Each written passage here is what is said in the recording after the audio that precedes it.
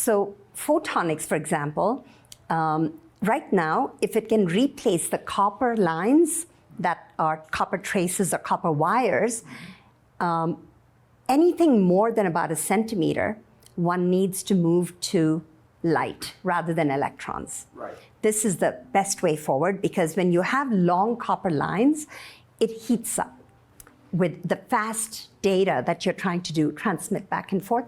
When it heats up, then data centers are getting overheated. Right. They are using a lot of energy to use air conditioning to cool the data center. And moreover, just air conditioning is insufficient, so some of them are actually dipping their entire servers in coolant liquids to keep them cool. That's the current technology. That is the current technology. Yes. But those coolants, that's another problem that I can get to, which is they're using toxic chemicals.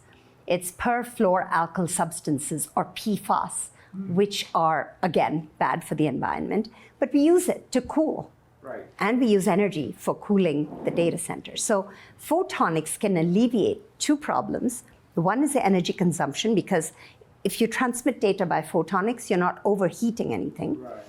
So that's one plus with energy. Second thing is photonics, the chips that you use for doing photonic manipulation does not have to have 1 nanometer, 2 nanometer, 5 nanometer nodes that electronics need for computation. So what we're suggesting as an early solution is use electronics where it's needed, which is in computation, but use photonics for communication, where you don't need electronics. In fact, electronics may hurt you when you're doing communication. So use photonics. Therefore, you don't need the 1, 2, 3 nanometer nodes anymore. You can go to 45 nanometers, 50 nanometer, 100 nanometer nodes, which means what? You use less chemicals, you use less energy, you use less water. So already photonics is helping in two ways. One is consumption of materials, and one is energy, right? And minimizing the toxic chemicals that we're using is a good thing for minimizing the carbon footprint. A lot of these chips, they use, they're called high global warming potential gases. Oh, wow. GWP, high GWP gases like NF3, CF4, CHF3 for etching in semiconductor devices.